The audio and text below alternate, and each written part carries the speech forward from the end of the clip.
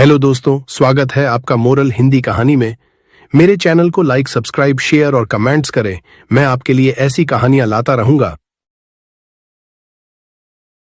एक गांव में एक मूर्तिकार रहा करता था। वह काफी खूबसूरत मूर्तियां बनाया करता था और इस काम से बहुत अच्छा कमा भी लेता था। उसे एक बेटा हुआ। उस बच्चे ने बचपन से ही अपने पिता के पास मूर्तियां बनानी शुरू कर दी। धीरे धीरे उसने मूर्तियां बनाना सीख लिया। अब वह बहुत अच्छी मूर्तियां बनाया करता था और पिता अपने बेटे की कामयाबी पर बहुत खुश था और गर्व महसूस करता था। लेकिन जब भी वह मूर्तियां बनाता, हर बार बेटे की मूर्तियों में कोई ना कोई कमी निकाल दिया करता था। वह कहता था, बहुत अच्छा किया है बेटा, लेकिन अगली बार इस कमी को दूर करने की कोशिश करना। बेटा भी कोई शिकायत नहीं करता। वह अपने पिता की सलाह पर अमल करते हुए अपनी मूर्तियों को और बेहतर करता रहता।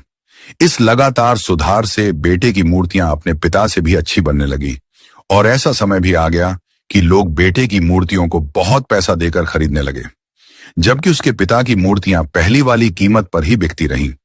पिता अभी भी बेटे की मूर्तियों में कमियां निकाल ही देता था, लेकिन बेटे को अब यह अच्छा नहीं लगता कि कोई उसकी मूर्तियों पर कमियां निकाले और वह बिना मन के कमियों को स्वीकार करता था, लेकिन फिर भी अपनी मूर्तियों में सुधार कर ही देता था।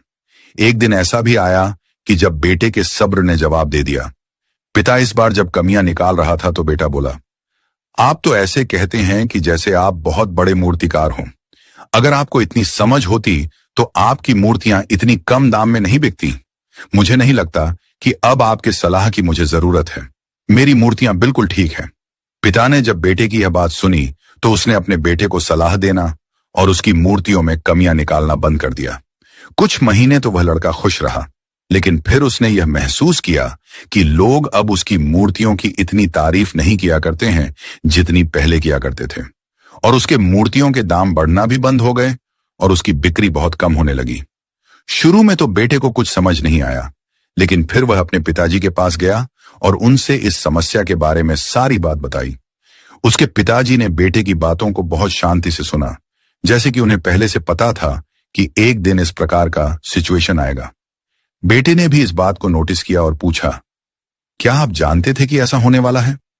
पिता ने हाँ में उत्तर दिया और बोला, आज से कई साल पहले मैं भी इस हालात से टकराया था। बेटे ने सवाल किया, तो फिर आपने मुझे समझाया क्यों नहीं? पिताजी ने जवाब दिया, क्योंकि तुम समझना नहीं चाहते थे।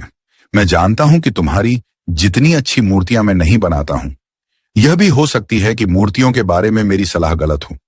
ऐसा भी नहीं है कि मेरी सलाह की वजह से कभी तुम्हारी मूर्ति बेहतर बनी हो, लेकिन जब मैं तुम्हारी मूर्तियों में कमियां दिखाता था तब तुम अपनी बनाई मूर्तियों से संतुष्ट नहीं होते थे और खुद को बेहतर करने की कोशिश करते थे, और वही बेहतर होने की कोशिश ही तुम्हारे कामयाब होने का एक बड़ा कारण था।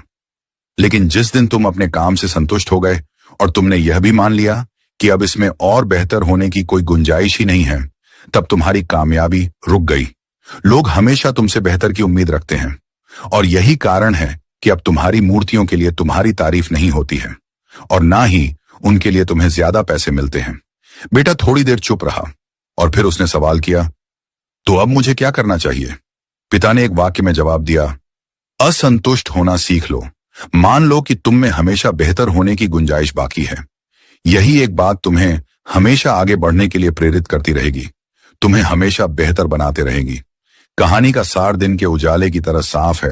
इस संसार में कोई भी इंसान किसी भी काम में 100% उत्तम नहीं है। हर इंसान में कुछ न कुछ कमी जरूर है। हमें इस कमी को अपने अंदर तलाश करनी चाहिए और इसे बेहतर बनाने की कोशिश करनी चाहिए, और इस कमी को तलाश करने के लिए हमें असंतुष्ट होना सीखना होगा। तभी जाकर हम अपने जीवन में आगे बढ़ सकते हैं। दोस्तों, बाप और बेटे की यह short inspirational story in Hindi आपको कैसी लगी? हमें कमेंट करके जरूर बताएं और इसे शेयर करना ना भूलें।